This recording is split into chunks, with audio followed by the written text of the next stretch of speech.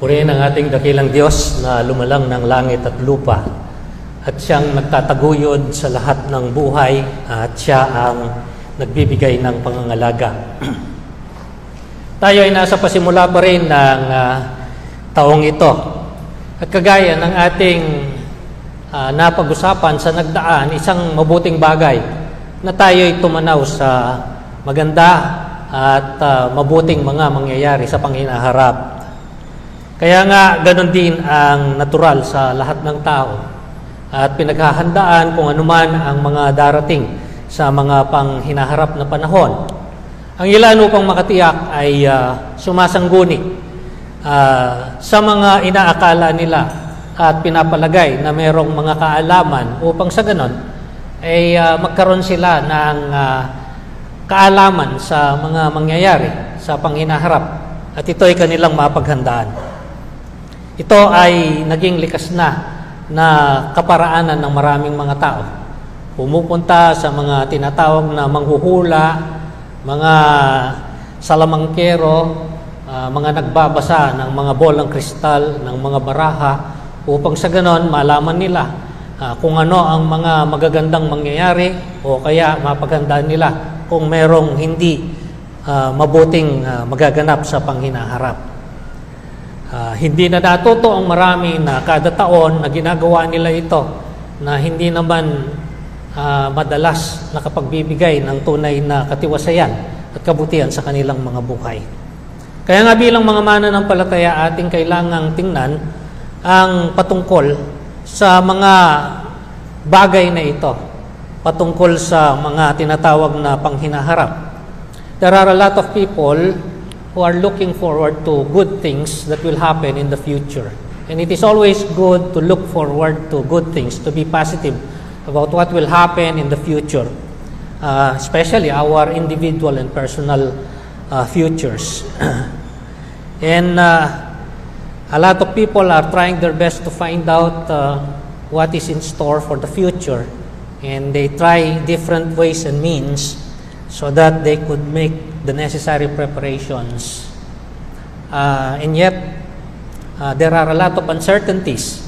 And by experience, we have to accept these uncertainties. And this brings some kind of fear to a lot of people, even those who are believers already. So how can we dispel all of these fears if we have, or some people have, fear of the future? Merong bahagi ng kasulatan na makabibigay sa atin ng napakalaking tulong upang sa ganon ay mapaghandaan natin kung anuman ang mga magaganap sa panghinaharap at tayo makapamuhay ng merong patuloy na katiwasayan at kabutihan at kaayusan bilang mga mananampalataya. Undoubtedly, a lot of people were very expectant a few weeks ago for the coming of the new year. And yet, with all the expectations and all the positive outlook, there are a lot of uncertainties. We can still recall a few weeks back when a group of people that celebrates regularly for the coming of the new year in a state in the United States, Louisiana, while they were waiting for the coming of the new year, the terrorists rammed into the crowd and killed at least 14 people and injured more than 30. And it was a tragedy that no one actually expected or anticipated. And it was not only painful for some, but for so many. The people who were looking for a bright and good future were dead, 14 of them. And what about their families, their loved ones, their relatives, their friends, and all the injured? Even though they survived, many of them would be carrying the trauma and even probably the physical effects of what happened to them. But that was actually overshadowed in the news by a very recent development because we have access to some of the news that happens in other parts of the world. Yung trahedya na nangyari bago yung pagdating ng 2025 sa ilang mga tao at sa mga pamilya nila, kaibigan, at sa mga kababayan nila, ay parang natakpan dahil dito sa nagpapatuloy na itinuturing din na isang trahedya kung saan sa isang kilalang lugar sa Amerika, doon sa Los Angeles, California, ay umiiral pa ang malawakan at patuloy na sunog kung saan mahigit na 9,000 mga gusali at mga tahanan ang naubos na. Kasama ang lahat ng nasa loob nito, mga ari-arian, dokumento, kasangkapan, mga alaala, at meron ding mga nasawi. At mahigit na halos 20,000 hektarya ng mga lupain at mga bulubunduking lugar ang naubos na. At ngayon ay nagpapatuloy pa. So these are totally unexpected. This is a place where the affluent and rich people were living. And nobody thought that in a short period of time, all the things that they have invested in life will be gone. And it's not that they are gone. It's that they will have to start all over again from probably some of them nothing. And probably some of them, even though they have something left, it will take some time for them to recover from this. What does this have to do with us? It's normal and natural for people sometimes when they hear of these stories that some kind of fear will come into their minds.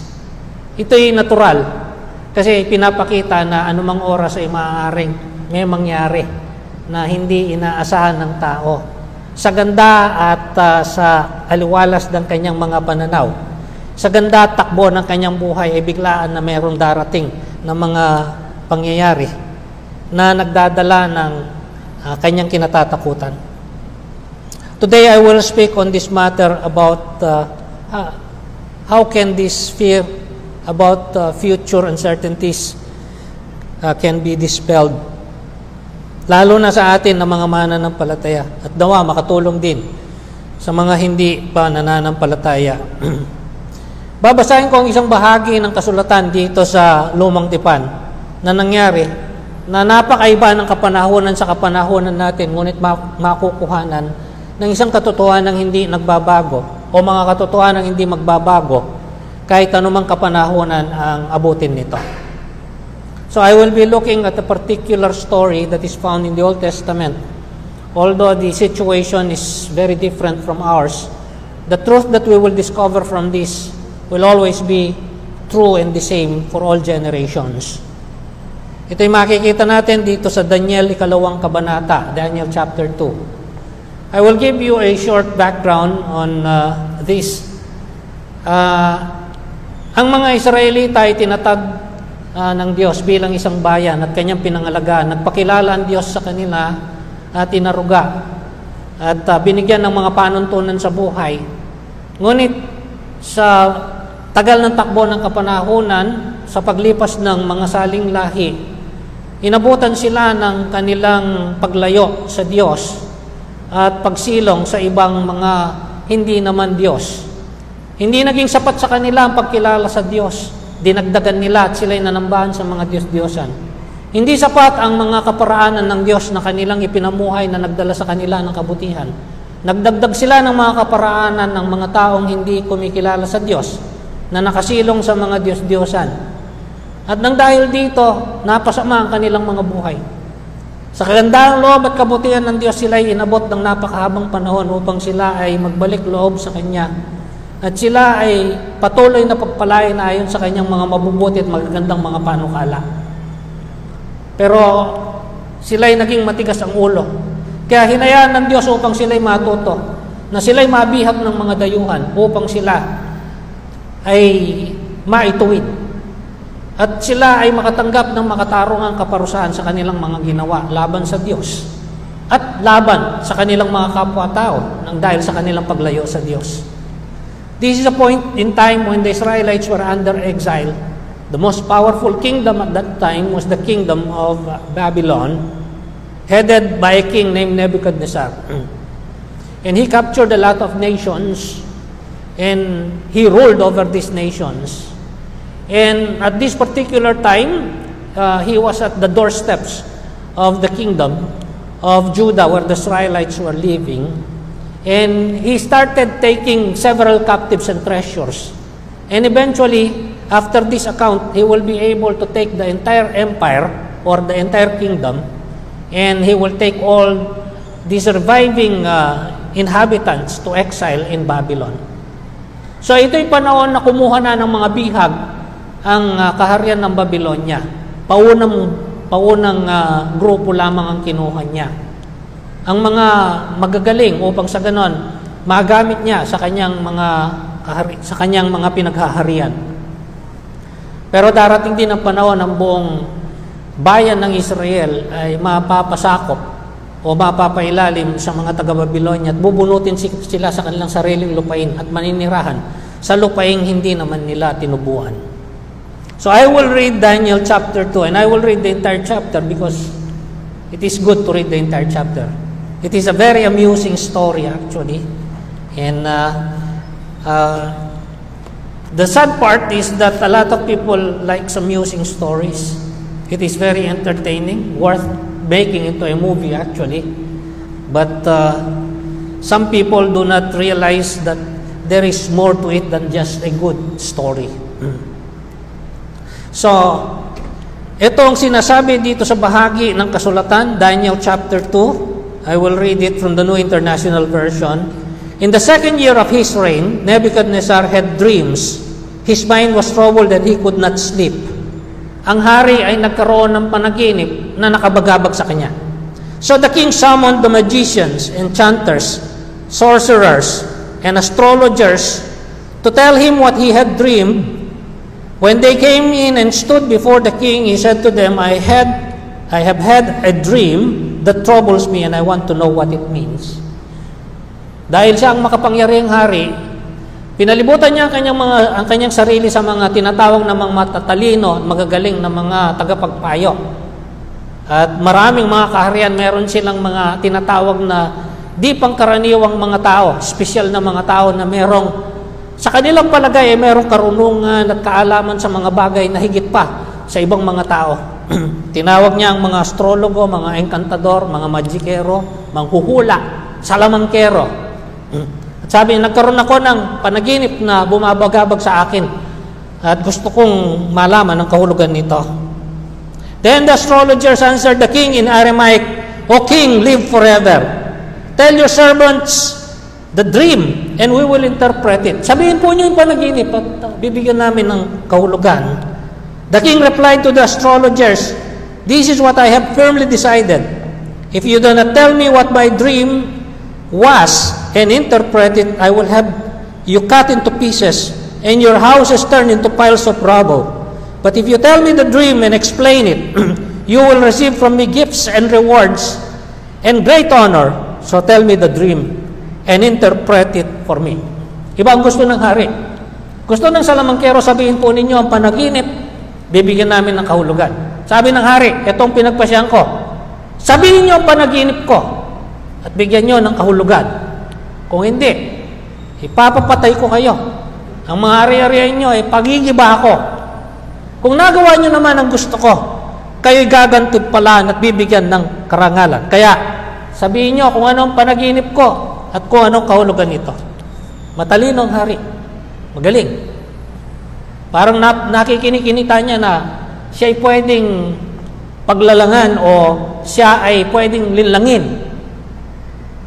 Kasi nga naman, sabihin mo yung panaginip, pwedeng tansyahin at hulaan kung ano ang kahulugan nito. In verse 7 it says, Once more they replied, Let the king tell his servants the dream, and we will interpret it. Then the king answered, I am certain that you are trying to gain time because you realize that this is what I have firmly decided. If you do not tell me the dream, There is just one penalty for you. You have conspired to tell me misleading and wicked things, hoping the situation will change. So then tell me the dream, and I will know that you can interpret it. Isa lang ang ibig sabihin nito. Kung hindi nyo gagawin ito, pinagkaisan nyo ako upang ako ay linlangin. Iniisip nyo, pwedeng ipagpaliban ito at magbago ang aking isip. Sabihin nyo ang aking panaginip. At malalaman ko kung tama ang kahulugan nito. The astrologers answered the king, there is not a man on earth who can do what the king asks. No king, however great and mighty, has ever asked such a thing of any magician or enchanter or astrologer. What the king asks is too difficult. No one can reveal it to the king except the gods, and they do not live among us. May tama po doon sa sinabi ng mga magikero, salamangkero, enkantador, astrologo. Walang tao sa mundong ito ang makakagawa ng bagay na ito. Napakahirap, sabi, wala mang haring humihingi ng ganito. This made the king so angry and furious that he ordered the execution of all the wise men of Babylon. Sa galit ng hari. Hindi lang yung mga pinatawag niya. Lahat ng mga itinuturing na mga matatalino na ginagamit sa pamamahala sa buong kaharian na napakalaki ng sinasakop. Sabi niya, patayin niyo lahat. Ang ibig sabihin ng lahat ng nasa ilalim ng aking paghahari na pinagkakatiwalaan ko ay puro mga nanlilinlang lang sa akin. Ang sabi dito, so the decree was issued to put the wise men to death, and men were sent to look for Daniel and his friends to put them to death. Dito papasok ang pagpapakilala sa kabanatang ito. Sa papel ni Daniel at ng mga kaibigan niya, doon sa unang kabanata ay nakatala na isa siya doon sa mga kinuha ng mga bihag at sa kanyang katapatan sa Diyos, pinagpala siya ng Diyos. Nakita ang katalinuhan sa kanya kasama ng kanyang mga kaibigan. Kaya pinagkatiwalaan ng hari at binigyan ng magandang papel at posisyon sa kanyang kaharian. So ang ibig sabihin, sa utos ng hari, damay lahat. Kasama itong si Daniel at ang kanyang mga kaibigan. Verse 14, when Arioch, the commander of the king's guard, had gone out to put to death the wise men of Babylon, Daniel spoke to him with wisdom and tact. He asked the king's officers, why did the king issue such a harsh decree? Arioch then explained the matter to Daniel. At this, Daniel went in to the king and asked for time so that he might interpret the dream for him. Nung susunduin na si Daniel, noong pinuno ng mga kawal, ito rin yung pinuno ng una na inatasan para mangalaga doon sa kanilang pagsasanay na nakita ang galing ni Daniel at sinabi doon sa hari. Tinanong ni Daniel na mahinahon kung bakit ito ay inuutos ng hari. Kaya dumulog si Daniel doon sa hari at nakiusap na bigyan ng panahon upang sa ganon matuklasan ang kahulugan ng kanyang panaginip. Then Daniel returned to his house, verse 17, and explained the matter to his friends, Hananiah, Mishael, and Azariah. Ito yung kaibigan niya na pinalitan ng pangalang Shadrach, Meshach, at Abednego. He urged them to plead for mercy from God of heaven concerning this mystery so that he and his friends might not be executed with the rest of the wise men of Babylon. Sabi niya, manalangin tayo at humingi ng habag sa Diyos patungkol sa hiwagang ito upang hindi tayo ituloy na patayin sa utos ng hari. During the night, the mystery was revealed to Daniel in a vision. Sa gabing yon, naipagkaloob kay Daniel yung kanyang hinihiling. Then Daniel praised the God of heaven. Alam niyo ang ginawa ni Daniel, hindi siya tumukbo kaagad doon sa hari. Hindi siya nagkumahog, kundi ang kauna-unang ginawa niya, nagpuri siya at nagpasalamat sa Diyos. And he said, praise be the name of God forever and ever. Wisdom and power are His. He changes times and seasons. He sets up kings and deposes them. He gives wisdom to the wise and knowledge to the discerning.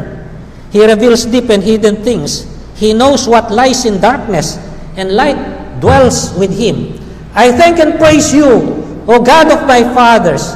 You have given me wisdom and power. You have made known to me what we have asked for. You have made known to us the dream of the king. So malinaw po ang naging karanasan ni Daniel. Then Daniel went to Arioch, whom the king had appointed to execute the wise men of Babylon, and said to him, do not execute the wise men of Babylon. Take me to the king, and I will interpret his dream for him. Napakabuting tao nito. Siguro kung ibang tao ito, sasabihin niya doon sa kanyang mga kaibigan at doon sa kawal, hayaan mo munang patayin ng hari yung lahat ng iba pa. Pag namatay na sila, ihuli mo kami at sasabihin ko yung kahulugan sa hari. Yun, sigurado yun.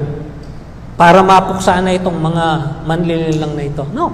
Sabi niya, pigilan mo muna ang pagpatay kahit kanino man sa lahat ng mga ito. At dalhin mo ako sa hari at ibibigay ko sa kanyang kahulugan ng kanyang panaginip. Arioch took Daniel to the king at once and said, I have found a man among the exiles from Judah who can tell the king what his dream is. The king asked Daniel, also called Belteshazzar, are you able to tell me what I saw in my dream and interpret it? Nung dalhin sa hari, sabi niya ang hari, maaari mo bang sabihin sa akin kung ano yung aking nakita at ito'y bigyan ng kahulugan? And this is very interesting. Daniel replied, verse 27, no wise man, enchanter, magician, or diviner can explain to the king the mystery he had asked about. Kapareho nung sagot ng mga naunang tinanong ng hari. Mga engkantador, mga manghuhula, mga salamangkero, mga astrologo. Tama. Wala. Sabi niya na makagagawa nito. Pero ano ang sinabi niya sa susunod? Verse 28. But there is a God in heaven who reveals mysteries. He has shown King Nebuchadnezzar what will happen in the days to come. Your dream and your vision that passed in your mind as you lay on your bed are these. Ngunit merong Diyos na nasa langit, sabi dito, na nakapaghahayag ng mga hiwaga. Siyang nagpakita kay Haring Nebuchadnezzar kung anong mangyayari sa mga panghinaharap. At ito yon, sabi niya. As you were lying there, O king, your mind turned to things to come, and the revealer of mysteries show you what is going to happen. Habang nakahiga ka at natutulog, ang naghahayag ng mga hiwaga ay nagpakita sa iyo ng mga mangyayari. As for me, this mystery has been revealed to me, not because I have greater wisdom than other living men, but so that you, O king, may know the interpretation, that you may understand what went through your mind. So take note, there is a message for the king. It was intended that he may know and understand certain things.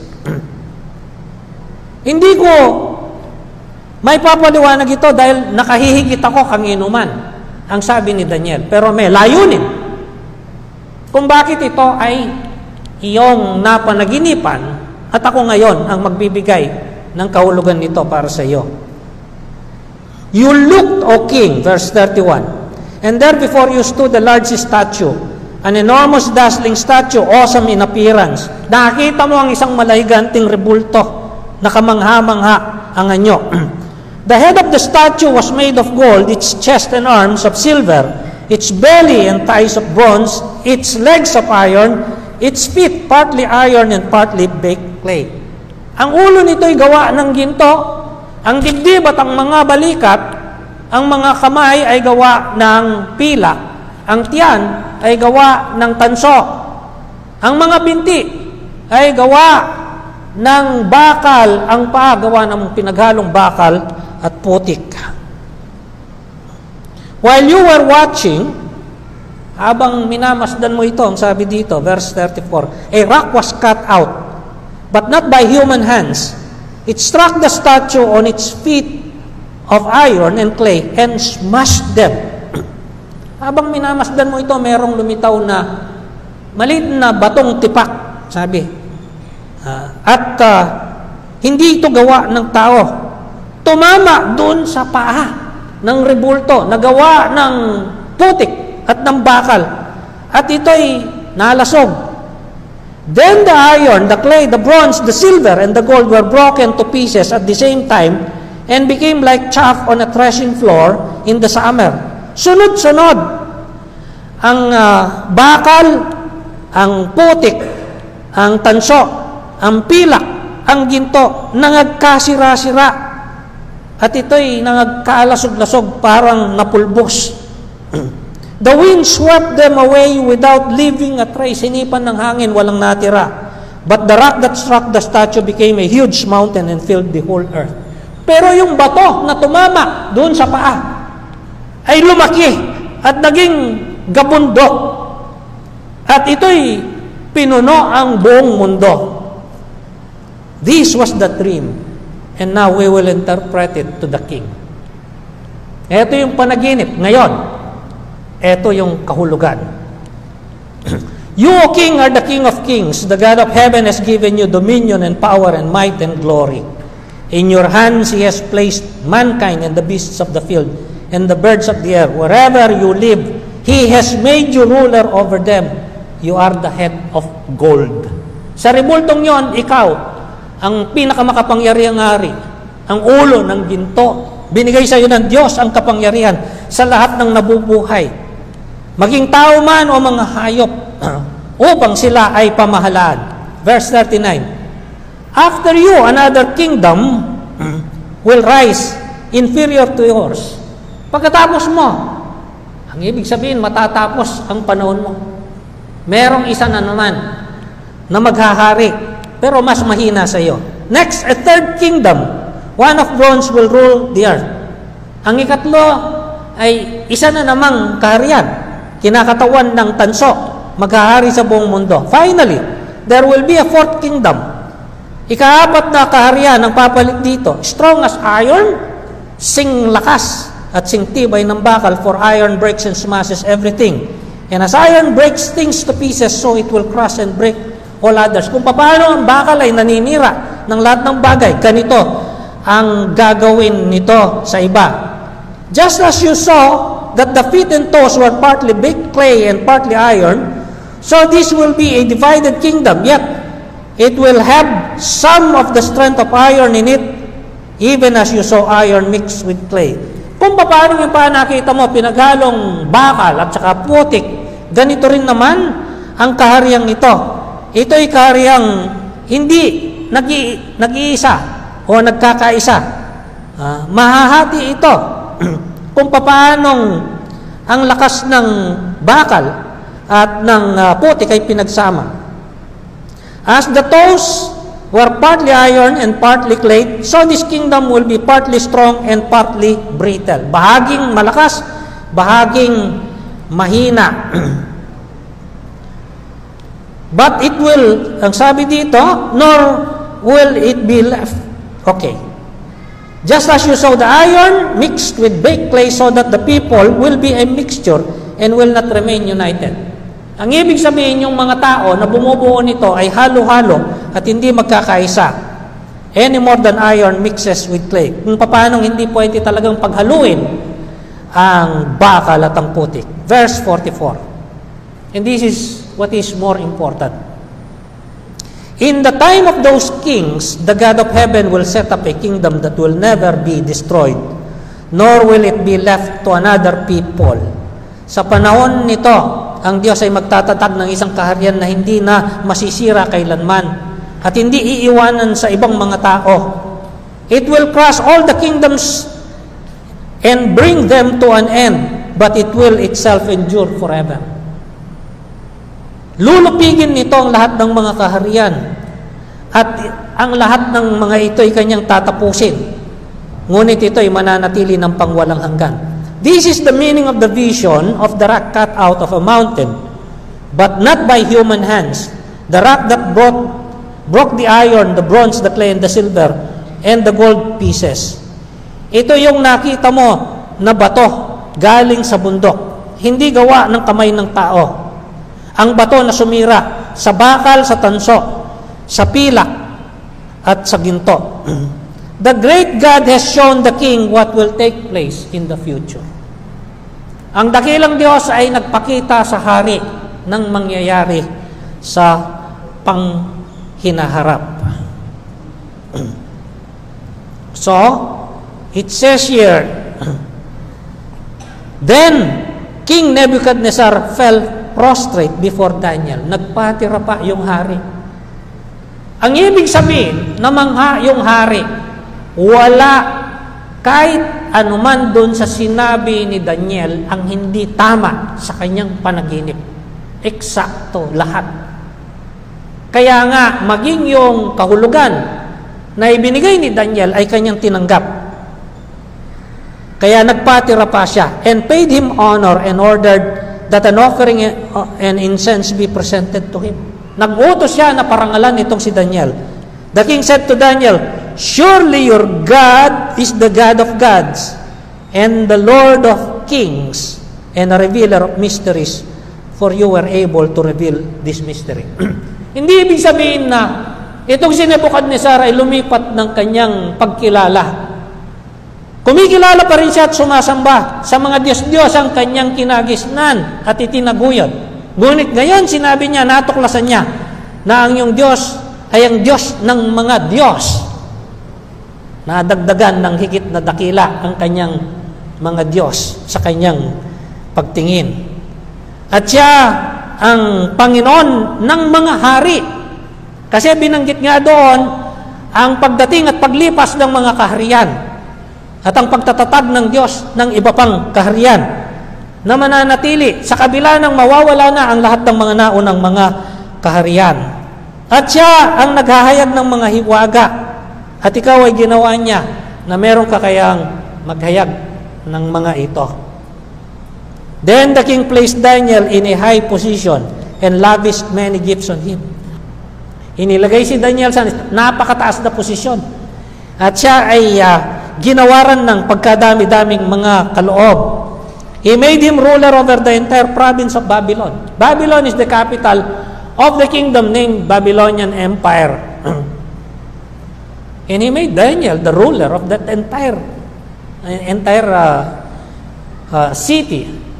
Or sometimes it is called the province, in charge of all its wise men. Ang ibig sabihin, siya ang pinakamataas sa lahat ng mga kinikilala na mga matatalino at merong galing na mga tao. Buti na lang hindi sila pinapatay dahil doon sa ginawa ni Daniel. Moreover, at Daniel's request, the king appointed Shadrach, Meshach, and Abednego. These are his friends, administrators over the province of Babylon, while Daniel himself remained in the royal court. Sa pakiusap ni Daniel, pinagbigyan yung tatlong kaibigan niya, ginawang tagapamahala sa buong lungsod upang si Daniel ay makapanatili at makagawa ng maraming bagay doon sa palasyo ng hari. It is worth putting into a movie. It is an amusing and wonderful story. But it is more than a story. Because it tells of certain truths, undeniable truths that we need to know. Makikita nyo ang pangyayari. Sa takbo ng kasaysayan, normal ang takbo ng kaharian, makapangyarihan si Haring Nebuchadnezzar. Mukhang maganda ang takbo ng kanyang pamahalaan, nakakuha siya ng mga magagaling na mga tao kasama si Daniel at kanyang mga kaibigan upang sa ganun pamahalaan ito ng mabuti. Dahil sabi doon sa unang kabanata, si Daniel ay binigyan ng katalinuhan at galing ng Diyos. Siya ay naging tapat sa hari, ngunit higit tapat siya sa Diyos. Sa kabila ng pagiging isang bihag at nagtatrabaho para sa mga dayuhan. Ngunit biglang nagbago ang lahat ng bagay. Everything seems to be normal and then suddenly, everything changed. The king had a dream. It bothered him so much.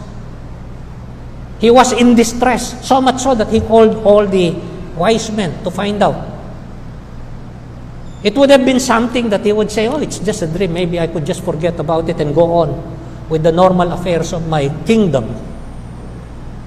But he could not get any rest or peace. So he wanted to find out. And he cannot find out. So in his anger, he said, Kill all of these people. They are useless. They cannot help me in anything. Patayin ang lahat ng ito. Now, in the case of Daniel, pansinin po ninyo ito. Kaya maganda, basahin lahat, sinusuri natin ito eh.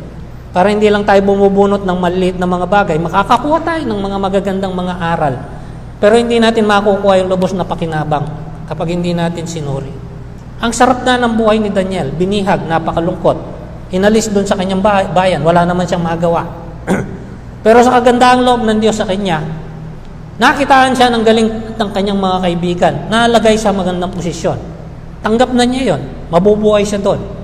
Ito yung panahon na sinabi ng Diyos sa mga propeta na kailangan disiplinahin ang kanyang bayan sa loob ng 70 taon hanggang hindi sila matuto na magbalik loob sa Diyos at hindi makompletong makatarong ang pagdidisiplina ng Diyos sa kanila. So he was living the normal life already and he was doing well off compared to many others. Kasi ang daming mga bihag hindi lang galing sa mga Israelita. Ang dami ng unang kinuha mga bihag sa iba't ibang mga lugar na nasa ilalim ng Babylonia. Si Daniel, masarap na yung buhay niya. Isipin mo, nakaposisyon ka na doon. Nandoon ka sa palasyo. Mas espesyal ang pagkain mo, mas espesyal ang trato sa iyo, mas maganda ang uri ng pamumuhay mo.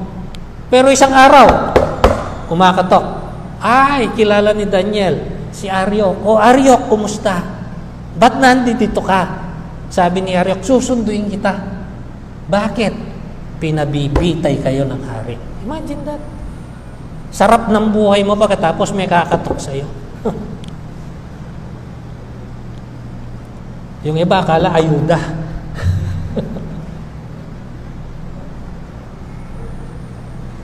Bakit? Sabi ni Daniel. Anong ginawa ko? Wala. Damay lang siya. Sa hindi ginawa nung iba, hindi nila napagbigyan yung hari. Imagine that. If you do not think about that, you will miss something. Today, a lot of people are living normal lives and they're going on their usual affairs and then suddenly everything changes. It would have been nice if the change was for the better or good. But this was different.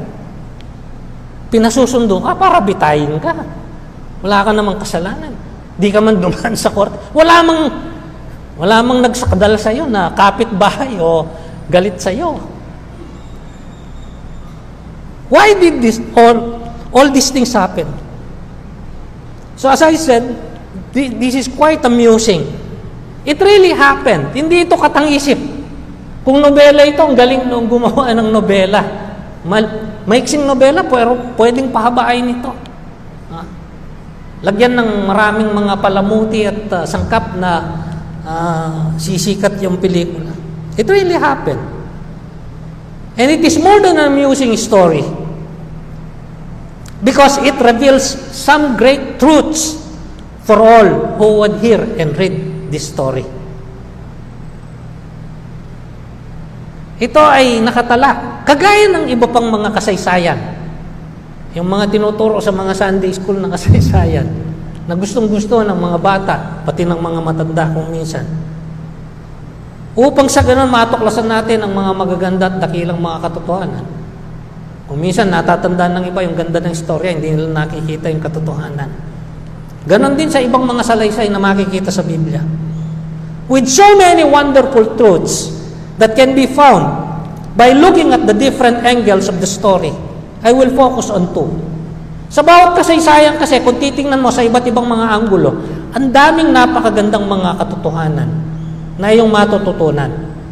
Pero sa pagkakataong ito, dalawa lang nais kong bigyan ng pansin. Kasi mahaba-haba ang ating binasa. We must first note that the dream of the king was from God. Yung panaginip, galing sa Diyos. Intentionally given to Nebuchadnezzar. Karamihan po sa mga panaginip natin galing sa init at sa kulang ng ligo ng iba, kaya mga kung ano-ano yung mga pinagdaanan sa maghapon o sa mga nagdaang mga araw, nagkakabuhol-buhol sa ating mga isipan at bumabalik. nananaginip tayo.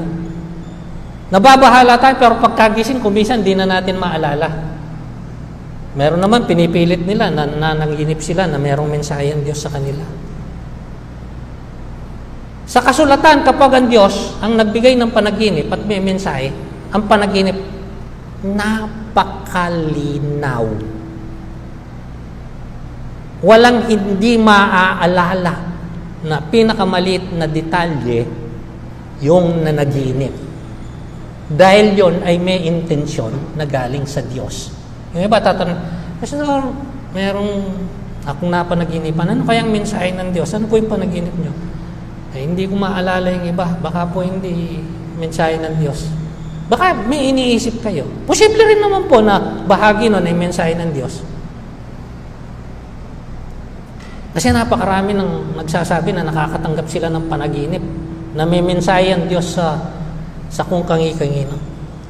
But then, it is very clear. The dream was from God. Strange. Bakit siyang nakatanggap ng panaginip? Yan. Kasi normally pag makikita natin dito sa Biblia, nakakatanggap ng panaginip. Yung mga dakilang mga tao na kumikilala sa Diyos, ang higit na marami. But then, though it was received, and it was dreamt by Nebuchadnezzar, it was intended and purposed for all people. Because during that time, Nebuchadnezzar was the king of the empire who ruled over the greater part of humanity. Ang mensahe hindi lang para kay Nebuchadnezzar, dahil pinili ng Diyos siya yung hari, para magkaroon ng kaalaman at mensahe para sa lahat. Yung nasa sa ilalim ng pinamamahalaan ni Nebuchadnezzar. Ang kanyang mga mamamayan, ang kanyang mga binihag, ang kanyang pinamamahalaan, maging ang mga Israelita na una nang nakakilala sa Diyos. So this is the first truth. Dalawa ang nais ko lang bigyan ng pansin. Because we are trying to address how we can dispel the fears that people may have, that may come along the way about the future. The future of humanity as a whole and the future of individuals. Personal future. First of all, remember, God reaches out to all people that they may know Him and His purposes. Walang hindi inaabot ang tao kahit sa kasulok-sulokang bahagi ng kanyang nilalang na mundo sa lahat ng kapanahunan upang sa ganon maipakilala ang kanyang sarili at maipahayag ang kanyang mga layunin. God reaches out to all through His revelation for His purposes. And this cannot be known unless God reveals these things to people.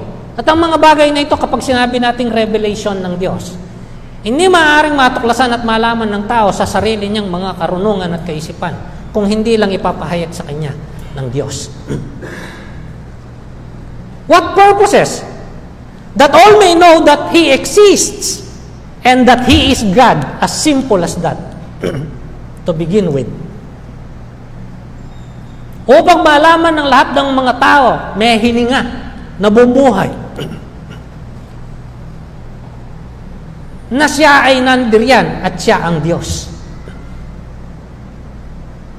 For Nebuchadnezzar first, and all these wise men, there is something more specific. Upon knowing that He exists and that He is God, the only God. For Nebuchadnezzar, who is powerful, who has had all of these great accomplishments, the purpose of God in letting them know that He exists and that He is God, to warn and humble the mighty and the haughty not to trust in themselves. Upang balaan ang mga kumikilala sa kanilang mga sarili bilang mga makapangyarihan at hindi magtiwala sa kanilang mga sarili. At upang matuto silang magpakababa. At upang sa ganon hindi nila pagmalabisan o gamitin sa pagmamalabis ang taglay na nila. That they may realize and recognize the greater one and His greater might and power. Na makilala nila na merong nakahigit. Taglay niya ang higit na kapangyarihan at kadakilaan. He is above and beyond all recognized and invented gods and human powers. That is who God is. Na napakaganda sa pasimula ng taon, magrepaso tayo kung ano ang pagkakakilala natin sa Diyos na ating tinatawagan at Diyos na ating kinikilala. Kung malinaw o wasto ang ating pagkakilala at pagkaunawa kung sino siya. Siya ang tanging Diyos, nakahihigit at lampas sa lahat ng kinikilala at mga inimbentong mga Diyos-Diyosan at mga makapangyarihang mga tao na pinagkakatiwalaan. No one else. That is why the dream cannot be interpreted, and it cannot even be known by these astrologers, the magicians, enchanters, and they make excuse that only the gods know about these things and they do not dwell among us. There is a grain of truth in that. God reaches out to all so that they may know who He is and what His purposes are. Sa mga mapagmataas at palalo upang sila ay turuan na magpakababa, na hindi magtiwala sa kanilang mga sarili o sa kanilang mga imbentong kapangyarihan. But there is a message for Daniel. It was intended that Daniel was part of the leaders that Nebuchadnezzar has set over certain areas of kingdom rule. Inabutan si Daniel. Everything was prepared by God. Katok. Daniel, pinasusundo ka ng hari. Bakit kaya? Ipabibitay ka. This was the beginning for Daniel. And it has a message for Daniel after all of this. And for all the Israelites, to whom Daniel will also minister to during the time of his stay in Babylon. Actually, si Daniel namatay na doon sa Babylonia. Hindi na siya nakauwi. Doon na niya ginugol yung buong buhay niya. Kabataan siya nung nakarating doon, 70 taon ang pagkabihag ng mga taga-Babylonia. For Daniel and the other Israelite exiles, God wanted to encourage and strengthen them as they are being humbled for their sin of forsaking God. Upang hindi panghinaan ng loob, etong bayan ng Diyos na ngayon ay bihag. Upang palakasin ang kanilang loob at sila ay bigyan ng tatag habang sila ay tinuturoan ng Diyos nang dahil na rin sa kanilang pagkakasala sa Diyos. He wants to remind them of His faithfulness despite of their unfaithfulness. Because God has made the promise to their ancestors, Abraham, Isaac, and Jacob, to those who were before these people who are now in exile. To let them know that God is true to His word. He will not turn back from His word. Even though they are unfaithful, He will fulfill and accomplish all His good promises to them. Hindi pa siya tapos sa kanila. To teach them to trust Him and to endure patience. Sa gayon, turuan sila na magtiwala sa Kanya at magbata kung kinakailangan at magtiyaga. To bring them back to the path that He has planned and purposed for them. Ibalik sila doon sa landas na Kanyang inukit, na kanilang nilisan, so that they would honor and glorify the true living God, and they become later on witnesses, giving testimonies of His grace and His goodness. Sa gayon, magamit din sila bilang mga kasangkapan na tagapagpatotoo ng kabutihan, katapatan, kagandaang loob ng Diyos na ito. And through the march of human history, up to the present, continuing to the future, in light of God's revelation, which is available for all. It is now written in His book, the Scriptures or the Bible. No one has any excuse not to know that God exists and that He is the only God. Sa paglipas ng lahat ng kapanahunan mula sa nagdaan hanggang sa pangkasalukuyan natin, magpapatuloy pa sa panghinaharap sa pamamagitan at liwanag ng kapahayagan ng Diyos na ngayon nakatala, na maaaring malaman, marinig, mabasa ng kahit sino ipinapaabot ng Diyos na siya'y nandirito at siyang tunay na Diyos. At kahit sino ay walang may dadahilan na hindi siya kilalanin at hindi siya tanggapin bilang Diyos. And Paul said something about this.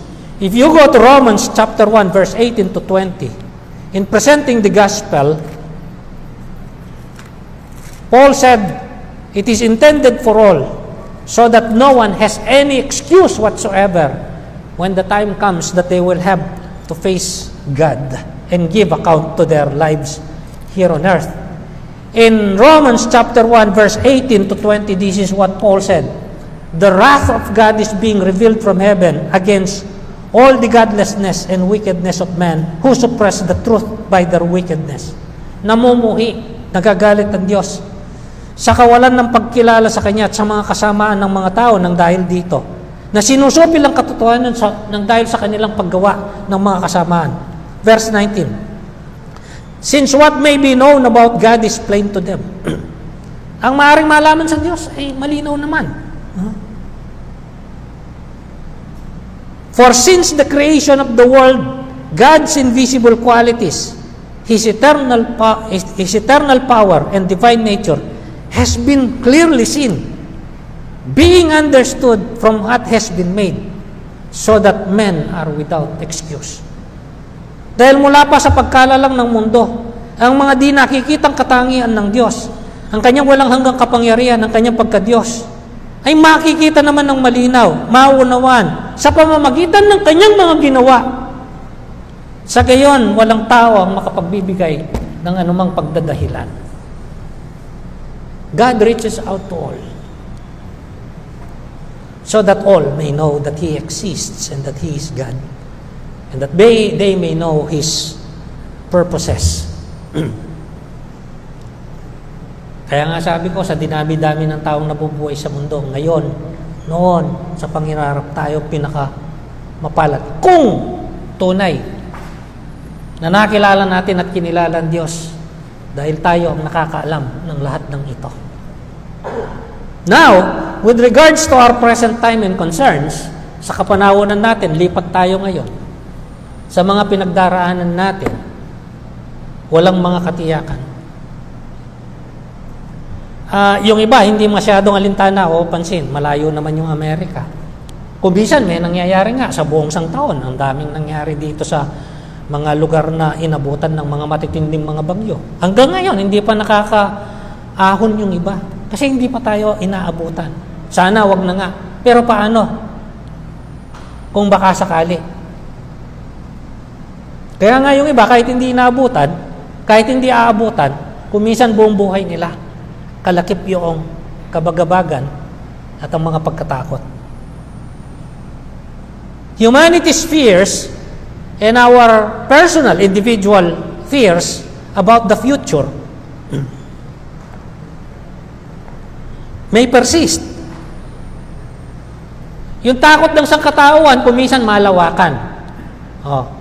Mga gera, baka magtuloy-tuloy ang gera, dumami ng dumami. Kasi hindi naman nababawasan talaga yung mga gera. Natitigil lang panandalian. Mga sakuna sa kalikasan, lindol, mga baha, bagyo, hipo-hipo, sunog. Kaya nga yung mga tao masyadong nagugumon sa climate change.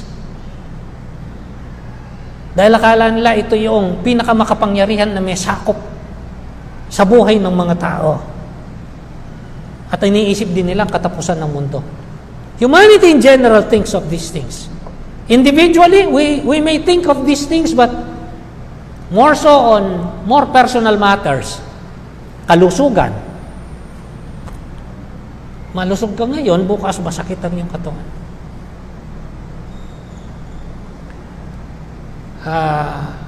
Last year, I have several batchmates who passed on from this life. Yung aming edad at hilera ay nalalagas. Yesterday, another one passed away. For no reason I know, because he has been so active. Personally, we think of health, finances, family, stability, career, business, and so on and so forth. Now, what has God revealed in the dream other than this? That He exists and that He is God. For purposes to warn and humble those who trust in themselves and trust in those who are not truly trustworthy. And to let those who know Him already, that despite going through difficult times, He will not turn back on His promises.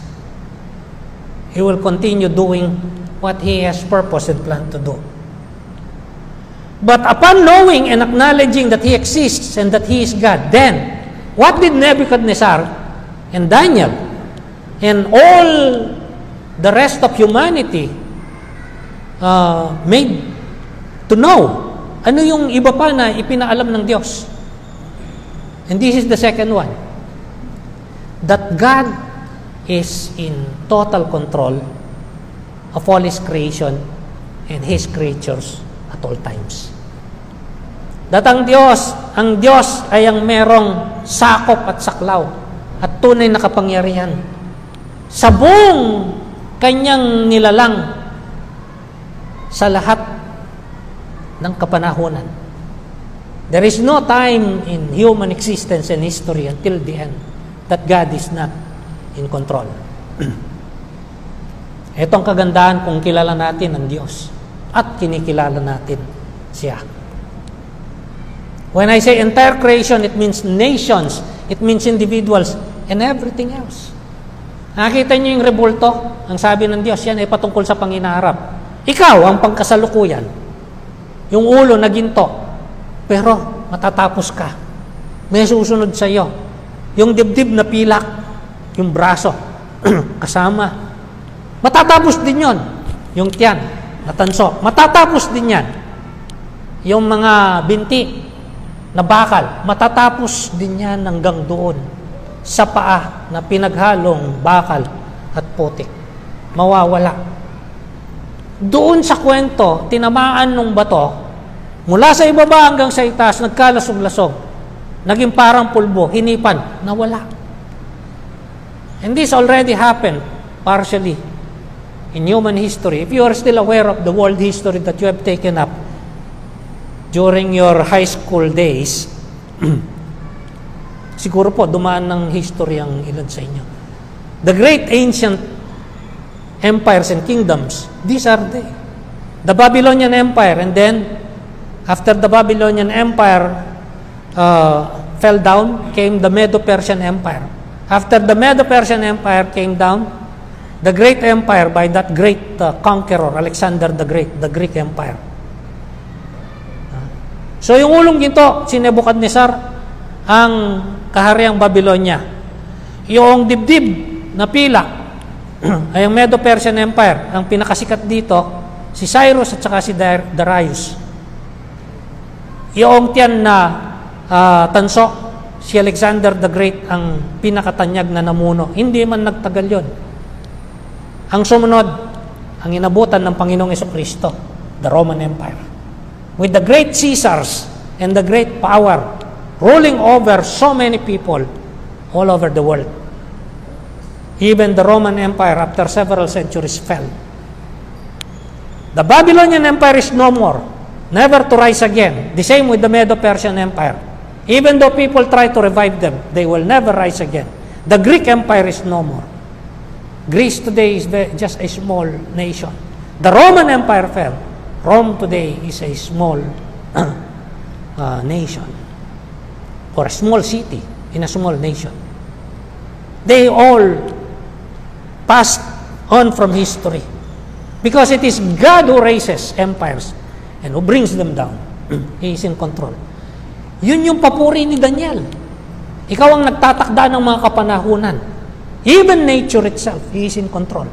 Kung bakit may araw at may gabi, may malamig, may mainit, may tagulan, may tagtuyot. Lahat ay nasa ilalim. Kung bakit umiinog ang mundo, kung bakit meron tayong mga nalalanghap na hangin, meron tayong naiinom na tubig, lahat ng sangkap, pinamamahalaan at pinananatili ng Diyos para sa kanyang mga layunin. Siya rin ang nagtatatag o nagpapahintulot ng mga kaharian. Siya rin ang nagbabagsak ng lahat ng mga ito. Siya rin ang may hawak ng ating mga buhay. Siya ang nagkaloob ng buhay sa atin, nagtataguyod dito. Siya rin ang babawi ng buhay ng bawat isa sa atin. He is in control of all situations at all times. Nations, individuals, and everything else. Walang hindi sakop at saklaw ang kapangyarihan ng Diyos. That is why He is sovereign. Siya ang perong pinakamataas, matayog na kapamahalaan sa lahat. Not only does He know, He knows everything in the future, at all times, past, present, and future. Alam niya lahat.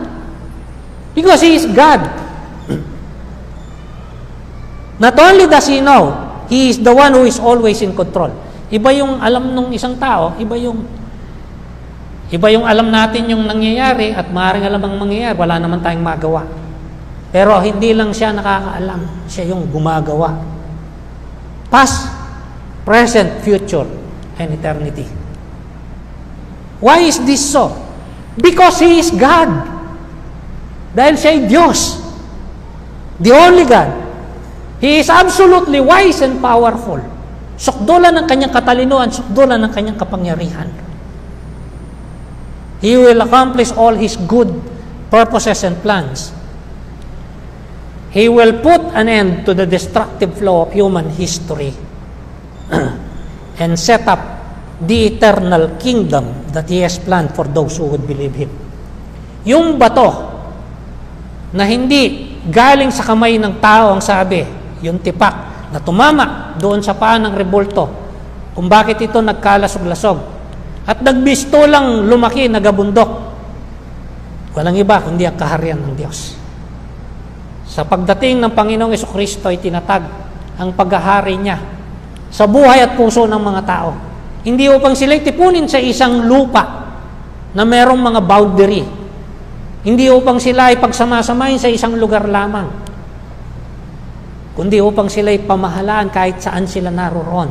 At ang paghaharing ito ay paghaharing walang hanggan dahil sila ay kanyang dadalhin lampas ng buhay sa mundong ito doon sa walang hanggan. Those who have submitted themselves, their lives and their futures to His sovereign rule will be part and partakers of the eternal kingdom of God. Magiging bahagi at kabahagi sa walang hanggang kaharian at paghahari ng Diyos. Kaya nga may John 3:16, babalik tayo doon. Gayon na lang ang pag-ibig ng Diyos sa sangkatauhan. Kanyang ipinagkaloob ang kanyang buktong na anak upang sino mang sa kanya manalig, di mapahamak kundi magkaroon ng buhay na walang hanggan. God is sovereign, He is wise, He is powerful, and more and more. Dalawang katotohanan lang pasimula na ating babalikan. God reaches out to all. Kaya naman tayo ginagamit ng Diyos upang maging kasangkapan na maabot din niya ang iba. Kung paano si Daniel ginamit ng Diyos para maabot ang hari at ang buong kaharian. Dahil nag-utos ang hari, alam ng lahat. This is not secret to all under Babylon that the king had a dream and that he planned to kill all of these wise men, and yet he changed his mind because he discovered that his dream could be known and interpreted. Presented with this truth, may kakambal itong katotohanan ito, na ang Diyos ang merong lubos na saklaw at sakop sa kabuuan ng kanyang lalang, mga bansa, mga tao, at lahat ng bagay. To understand it better, there is a contrast presented here. That man, in his own, using his limited resources, and all resources available to him, will live life in foolishness, and he will be powerless apart from knowing God. Na ang Diyos, na ang tao, sa kabaliktaran, nung katotohanan patungkol sa Diyos, na ang Diyos ang merong sakop at saklaw sa lahat ng kanyang mga nilalang. Ang tao naman, sa kanyang sarili, mamumuhay, magpapatuloy. Ngunit, kung aasa lang sa kanyang sarili, mamumuhay siya sa kahangalan at kamangmangan at sa kawalan ng tunay na kapangyarihan. Therefore, what does it mean for us? To try to discover and find out about the future as a whole or as individuals, apart from God, will always be futile and fatal. Anumang pagtatangka ng tao na matuklasan at malaman ang paghinaharap, kaya nga maraming fictional writers, maraming mga conspiracy theorists at maraming mga supposedly prophets of future and apocalyptic events. Ang pagtatangka sa sarili na limitado, hiwalay sa Diyos o salangsang sa Diyos, ay magiging walang katuturan at kapahamakan lamang. Proverbs 14 verse 12 says, "There is a way that seems right to man, but the end thereof is death or destruction." May kaparaanan, buhay, kaisipan, na sa tao ay tama, pero ang dulo nito ay kapahamakan o kamatayan. It is also in Proverbs where you see that the fear of God, recognizing who He is and accepting who He is the beginning of wisdom. But the fool despise knowledge and wisdom. Ang hangal, hindi tinatanggap ang tunay na karunungan at kaalaman. So everybody who is intelligent and yet would not recognize God and fear God is called a fool. In one of the Psalms, in Psalm 53, the first part, it says, "The fool says in his heart, there is no God. And he lives in wickedness. But his life will end up in nothing." That is why Jesus Christ said, "What shall it profit a man if he gains the whole world, but lose his own soul?" Anong mapapala ng tao, mapasa kanya man ang buong mundo, mapahamak naman ang kaluluwa nito. Kahit yung mga taong nagsasabing sila'y makadiyos kung minsan, dahil sinabi ng Panginoon, hindi lahat ng tumatawag sa aking Panginoon, Panginoon ay makakapasok doon sa kaharian ng kalangitan. Kahit gumawa man sila ng mga bagay na hindi naman masasama, kung hindi nila kinilala ng tunay at nagpasakop ng tunay sa tunay na Diyos, sa pamamagitan ng pagkilala kay Kristo, ang natatanging tagapagligtas, bilang Panginoon tagapagligtas, hindi rin makakapasok sa kalangitan. Ang mga tao nagpapakapagod, hindi masama, ngunit kakapusin ang anumang pagpapagod. Anumang pagtatangka ng mabuting pamumuhay, kakapusin. We should be reminded of that farmer who was so successful in Luke chapter 12. His land was very fertile, rich, and he had a rich harvest. Naligalig siya. Bakit? Sobra yung ani niya. Bakit? Wala siyang paglalagyan. Mautak siya, sabi niya, alam ko na, gigibain ko yung aking mga kamalig, yung luma. Magpapatayo ako ng bago at malaki. At doon ko iimbak. Ayan, sabi niya, pwede na akong mamuhay ng pagkasarap-sarap, kumain, uminom, magpakasaya. Anong sabi? Ang sabi ng Diyos sa kanya, hangal. Sa gabing ito, ibabawiin sa iyong yung buhay. Sinong makikinabang nito? He fell short.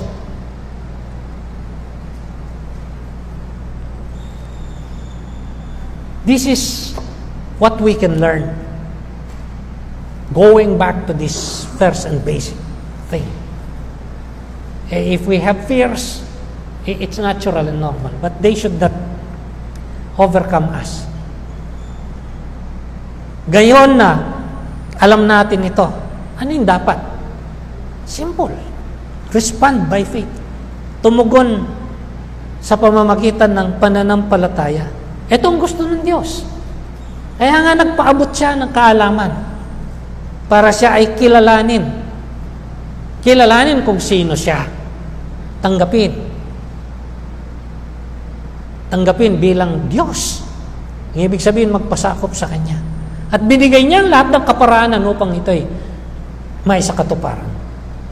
Then, this will give us what we need. Itong makapagbibigay ng kailangan natin. Ng kapayapaan, ng katiwasayan ng loob, ng katiyakan. Upang sa ganun makapagpatuloy tayo sa pagkilala sa Diyos ng higit pa. At sa paglakad at pagkatupad ng mga panukala at kagustuhan niya para sa atin. Then our lives will never be wasted. Kung hindi, uuwi lang sa wala ang ating mga buhay. May pakinabang, palagi ko sinasabi. It is undeniable. Pero, for a limited time only. Hanggang dito lang. Ang kawalan ng pakinabang, o pagkasayang nito, pang walang hanggan. So that, we talk so much about eternity and everlasting future. It is inconceivable. Why? After 100 years, it will go on from our thinking of time. After 1,000 years, it will go on. After 1,000,000 years, it will go on. Billion years, trillion years, it will go on like that. Never to change again. And never stop. That is what eternity is. So compared to eternity, our lives here is but a speck of dust. But God, because of His greatness and His goodness, reaches out to us so that we may know that He exists and we may know that He is God, that we may know that He is in control. And the best place to be in this life and beyond is to be under His control. We may not know every detail about our future, individually or corporately. We may not know how everything will turn out tomorrow, next month, next year. But we know, if we know God, how everything will turn out in the end. Sa kaduluduluhan. That He will bring all of those who belong to Him to eternal happiness and glorious life. And those who reject Him will never again have any bit of goodness of God's presence because He will be completely out of their lives. Kinatatakutan ng iba yung apoy. Pero higit pa sa apoy, ang wala nang maramdaman pa sa isip at sa nararamdaman na karanasan ng anumang kabutihan. Because if there is any bit of goodness that any person will experience here, it is just because there is God now. But when there is an eternal separation, that will be the end of everything that has to do with God. For us who believes, we know that life will be good and worth living if we have God in our lives through Jesus Christ. Though we may not be immune to all the adversities of life. Yun yung diwa ng Roma, 8 kabanata, na alam natin sa lahat ng bagay, ang Diyos ay gumagawa sa ikabubuti ng mga nagmamahal sa Kanya. Silang tinawag niya ayon sa Kanyang mga layunin. Na sa bandang huli, dadali niya doon sa kalwalatian. At habang nandirito, Kanyang binibigyan ng wastong uri ng pamumuhay, hinuhubog sa wangis ng Kanyang anak na si Kristo. Kaya nga sabi ni Apostol Pablo, sinong makapaghiwalay sa atin sa pagmamahal at pag-ibig ni Kristo? Wala. Isipin ninyong lahat ng ito. Higit pa tayo sa mga mananagumpay ng dahil kay Kristo Jesus. Itong kahulugan nung sinabi ng Panginoong Jesus, ako'y dumating upang sila'y magkaroon ng buhay at buhay na kasiyasiya. Hindi yung makuha natin lahat ng gusto natin at ninanasa natin, lahat ng kalayawan. Hindi. Ang makuha natin ang lahat ng mabuti na gusto ng Panginoon para sa atin. We must trust Him and obey Him. Know Him more. His nature and character through His Word. Hindi natin imbentuhin kung sino siya. And live the life that He has purpose. Then all the fear about the future will be dispelled. They may come back and He will take them away again. Fear of the future may come at times, but we can overcome in Christ. Because God, who is in control, will see us through. Nawa yun ang panatiliin natin.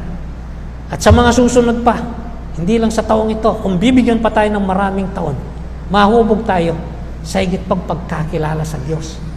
Matibay pang pagkakilala sa Kanya at pagsunod sa Kanya. Tayo po ay magpasalamat. Dakilang Diyos, maraming salamat po. Taglay namin ang buhay ngayon. Buhay na galing sa iyo.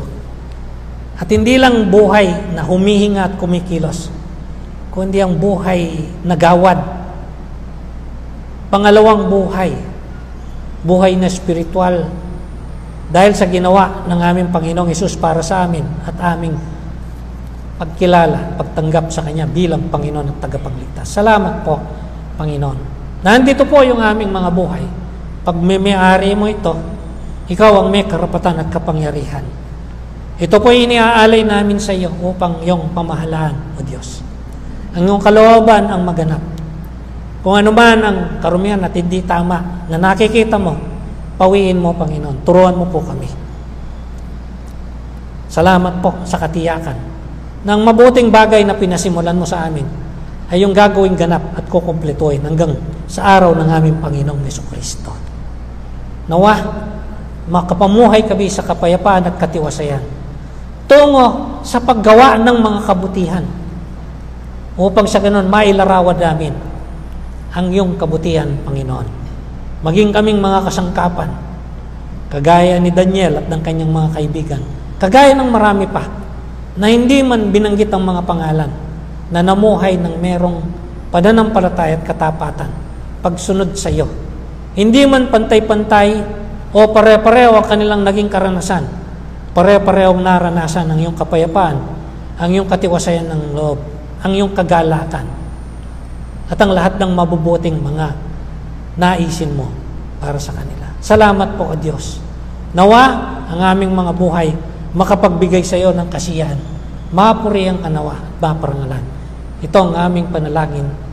Kalakip ang aming mga pasasalamat sa tanging pangalan po ng aming Panginoong Hesus